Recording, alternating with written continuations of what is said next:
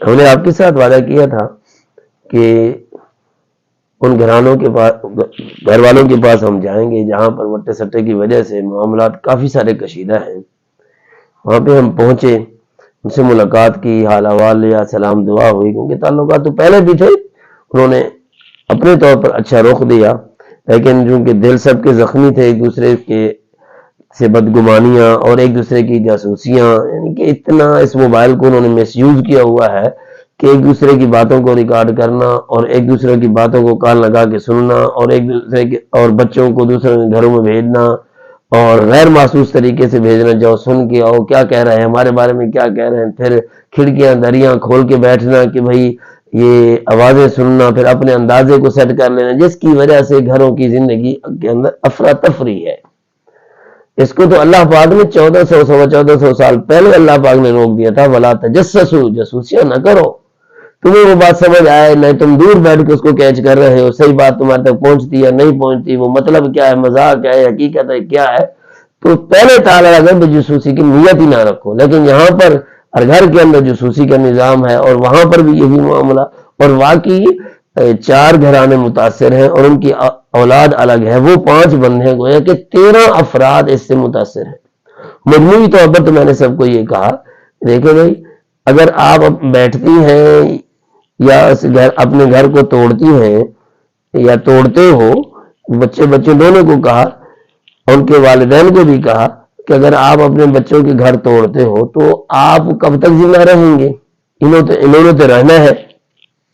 آپ ابھی بوڑھے ہیں، 60 65 70 سال آپ کی عمر ہے، چلنے سے آپ عاجز ہوتے جا رہے ہیں، سنوائی آپ کی ختم ہوتی جا رہی ہے. تو جب بیٹھنے کے قابل آپ ہوتے جا رہے ہیں تو پھر ان کی خدمت کیسے کریں گے؟ ان کے سر پہ ہاتھ کون رکھے گا؟ اب تو غصے میں کہہ رہے نہیں جی ہو جائے، ٹھیک ہے، ٹوٹ جائے، ختم ہو جائے، ہم اس کو دیکھنا نہیں گوارا کرتے، وہ ہمارے سامنے نہ آئے، فلاں فلاں. وہ تو سامنے تو نہ ہے، لیکن اس کو کون کھلائے گا اور تمہارے بچے کو کون کھلائے گا؟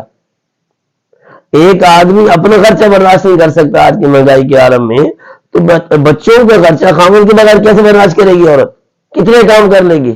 ساری زندگی یہی ناشکری، پھر آخر کار بول پڑے گی میرا گھر میرے والد نے توڑا تھا، میں نے اپنے بھائیوں کی وجہ سے اپنا گھر توڑا، اپنی بہن کی وجہ سے اپنا گھر توڑا. یہ کوئی دانش مندی نہیں ہے. میں نے سارا کچھ سمجھا. ایک پارٹی کو بھی میں نے تقریباً 2-3 گھنٹے دی، ان سے ساری باتیں سنی. یہی مزاج بنا کے اپنا کوئی زیادہ ایکشن نہیں لینا، کیونکہ میری عمر ان سے کافی ساری تھوڑی ہے.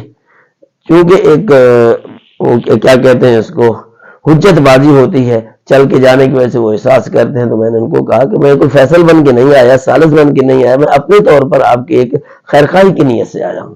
میری وجہ سے اگر وہ دونوں تھوک مان جاتے ہیں، فریق مان جاتے ہیں، بات بن جاتی ہے تو بہت اچھی بات ہے.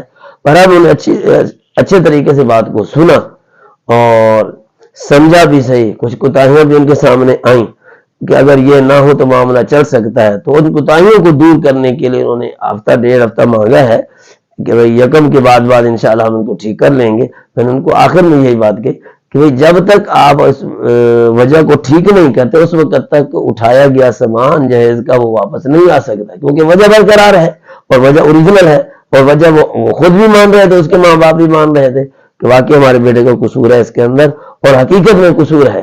وہ جب اتنا عرصہ دور رہتا ہے، اس کو کوئی پتہ نہیں ہے وہ کہاں رہتا ہے، کیسے رہتا ہے، تو ظاہر بات ہے اس بچی کو خدشہ دینا، اس کی بیوی کا حال احوال لینا، اور تو کوئی اتنا سارا شیئر نہیں کر سکتا جتنا وہ خاوند ہی شیئر کر سکتا ہے. تو بہرحال درخواست ہے، دعا ہے کہ اللہ رب العزت ان کے گھروں کو ہمیشہ کے لیے آباد رکھے. 8-10 دن کے بعد پھر دوبارہ چکر لگے گا، اور دعا ہے کہ سب کے گھرانوں کو اللہ پاک ہمیشہ کے لیے آباد و شاد رکھے.